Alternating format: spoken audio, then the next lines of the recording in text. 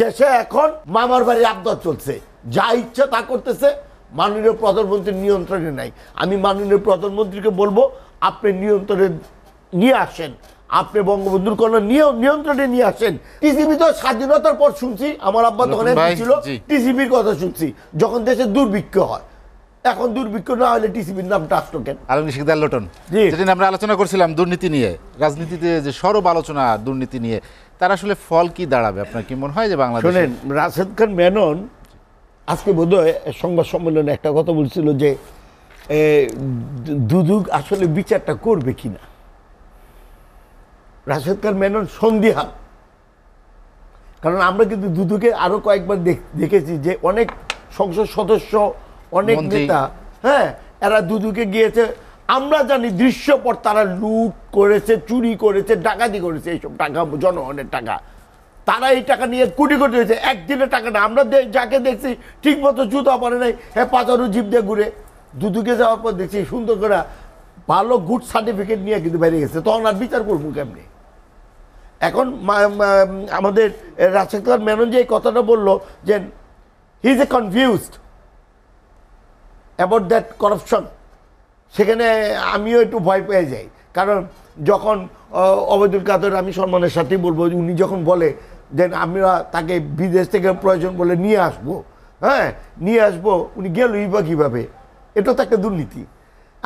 আমি আমি আমি নিজে ঠিকমতো ক্রস করতে পারি না এয়ারপোর্ট, আমার দইরা ইমিগ্রেশন জিজ্ঞাসা করে, একবার আমাকে প্লেনের থেকে নামাই দিছে পর্যন্ত।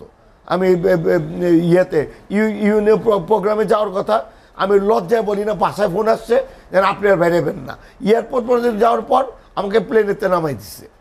তা আমরা যেতে পারলাম না, আর উনি চলে এলো। এটা অত্যন্ত দুঃখজনক। উনি অপরাধ করেছে কি করে নাই আমি কিন্তু এখন পর্যন্ত বলবো না, যতক্ষণ পর্যন্ত আইনের সম্মুখীন না যেতে পারবে না। কেন খালেদা জিয়ার জেল হয়েছে, হ্যাঁ, 4 বছর তো অনেকেই রাজত্ব করছে, উনারা যাক দেখবেন কতজনের জেল হয়। আজকে সিপিডি একটা কিন্তু ওনার একটা ইয়ে ছিল, প্রোগ্রাম ছিল 2023-24 তৃতীয় অন্তর্বর্তীকালীন পর্যালোচনা। সেখানে কিছু ব্যবসায়ীদের সুবিধা দিয়ে নিত্য পণ্যকে বিলাসী পণ্য বানাচ্ছে সরকার, মূল্যস্ফীতি শ্রীলঙ্কার চেয়ে নিচে। এখন মুক্তা আপা বললো যে বিশ্বের ডিসিম এই কারণে সব বাইরে গেছে দাম।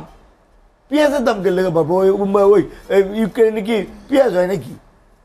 হ্যাঁ, সিন্ডিকেট বোধহয় পেট্রোলের দামও বাড়ছে, আবার ডলার দাম 60 টাকা বেশি বাড়ছে। এগুলির কারণে জিনিসপত্রের দাম বাড়বে। আমি এইটুকুই বলবো, আমার আছে, আমি চলতে ফিরতে পারছি। আওয়ামী লীগের আছে কোটি কোটি টাকা লুণ্ঠন করে নিয়ে গেছে। আজকে বলতেছে যে বাংলাদেশে ব্যাংকে 2023 তুলনা 2023 সালে বিনিয়োগ কমেছে 18%। একই সময় দেশ থেকে বিদেশে পুঁজি নেওয়া হয়েছে 14%। অর্থনীতিবিদরা বলছেন যে এটা একটি অশনি সংকেত। বিনিয়োগ বোর্ডে গেলে বলে ওয়ান স্টপ শপ, বিনিয়োগ বোর্ডে গেলে বলে, বিনিয়োগ বোর্ডে গেলে অফিসাররা বলে এটা হলো বাংলাদেশ ওয়ান স্টপ শপ, আর বিদেশি বিনিয়োগকারীরা বলে ফুল অন স্টপ শপ।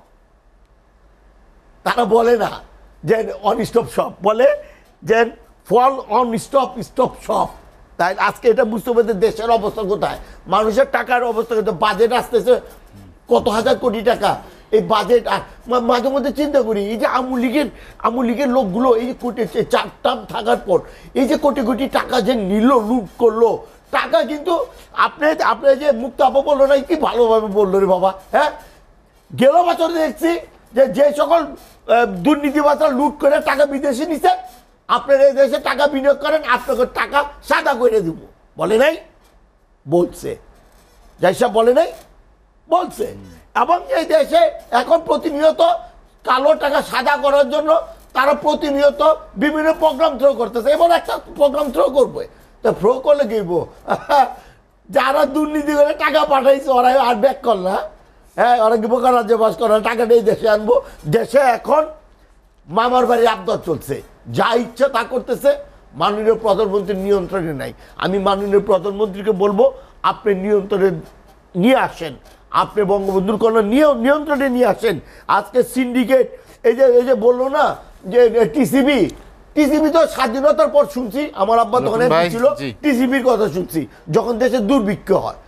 এখন দুর্ভিক্ষ না হলে টিসিবির নামটা আসতো কেন? জিনিসপত্রের দাম বাড়ছে তো টিসিবি আছে, মানুষের কাছে টাকা নেই ভাই, জাহিদ ভাই। আমরা শুটেড বুটেড করে চলতেছি, বাপ দাদার আছে বা নিজের ব্যবসা বাণিজ্য করে চলতেছি। দেশের এটা তো আর অংশ না, এটা তো 2-3%, বাকি 90% লোক না খেয়ে রয়েছে, কথা বলতে পারে না, প্রতিবাদ করতে পারে না, প্রতিবাদের ভাষা বন্ধ হয়েছে। এটা থেকে বেরিয়ে আসতে হবে যেভাবে হোক। আজকে ভাই বন্ধ করে দিবেন তো? আজকে টিআইবি নির্বাচন ব্যবস্থায় উনি গিয়েছিল এবং উনি বলছে, সিএসি বলছে যে বিরোধী দলের সাথে যে বৈরী সম্পর্ক, এটা একটা নিরসন দরকার। টিআইবি গিয়েছিল, তাই এগুলি একটা শেষ হওয়া উচিত। Design, elegance, beauty. Sir pack করে দিব স্যার? হ্যাঁ, এতটুকুতেই হবে। সেরা পণ্য সবার জন্য। এক লয়ারের একটা সাক্ষাৎকারে দেখলাম, বলতেছিল বিচারটা এই দেশে করতে পারবে, বাংলাদেশে বিচারটা হবে। তখন আমার মনে বললো যে পিকে হাওলাদার তো 3,000 কোটি টাকা নিয়ে ইন্ডিয়ায় ভাগছে, তাহলে বিচারটাকে আমাদের দেশে হইতে পারে না? পিকে হাওলাদার ইন্ডিয়া বিচার এলে আমাদের লাভ কি? টাকা তো ইন্ডিয়ান গভর্নমেন্ট নিয়ে যাবে, টাকাটা আমাদের দেশে পিকে হাওলাদার বিচার হোক। যদি আজিম সাহেবের বিচার, আজিম সাহেব আল্লাহ মারা গেছে, কি আমি তো মনে করি যে মারাই গেছে, যেভাবে 80 টুকরো করছে, বলতেছে যাক আল্লাহ তাকে ব্যস্ত নসিব করুক। অত্যন্ত দুঃখজনক ঘটনা হলো, পাওয়া গেছে, ওই যে টুকটা বডি পাওয়া গেছে, এখনো আনেনি মাছ। তারপর আমি বলবো যাই হোক, একটা ঘটনা তো ঘটেছে, যদি বিচারটা আমরা বাংলাদেশে করে, পিকে আলাদার বিচারটা যেন আমাদের বাংলাদেশে করে। আজকে ল পয়েন্ট আছে, হ্যাঁ ল পয়েন্ট, একটা লয়ার কালকে বলছে, আমি টিভিতে বলছি, ভারতে বিচার হবে, এই দেশে পারবে, যদি এই দেশে পারে তা পিকে আলাদার বিচারটা এই দেশে 3,000 কোটি টাকা আমাদের কাছে আসবো, বাংলাদেশে আসো, ঘটনা যেখানে ঘটে বিচার ও বেটা মুসলমানরা দেখো হেনে গেছে, দেখো বিচারটা হয়নি। পিকে হালদারে বাংলাদেশে যে অন্যায় অপরাধ, সেটি বাংলাদেশে বিচার চলছে, আর ওখানে যে অন্যায় হচ্ছে সেটা ওখানে যেটা হবে, আরে ভাই পাটে দেন, ওখানে কি অন্যায় করছে? প্লেস অফ অকারেন্স বলে একটা কথা আছে, পিও, হ্যাঁ আইনে যেটা আছে, সে পিও যেখানে, সেখানেই ঘটনার বিচার হবে। জি, আলোচনা শেষ করতে চাই, হাতে সময় নেই। অ্যাডভোকেট নূরজাহান বেগম মুক্তা, অ্যাডভোকেট রফিক শিকদার এবং আলমগীর শিকদার লোটন, আপনাদেরকেও অসংখ্য ধন্যবাদ।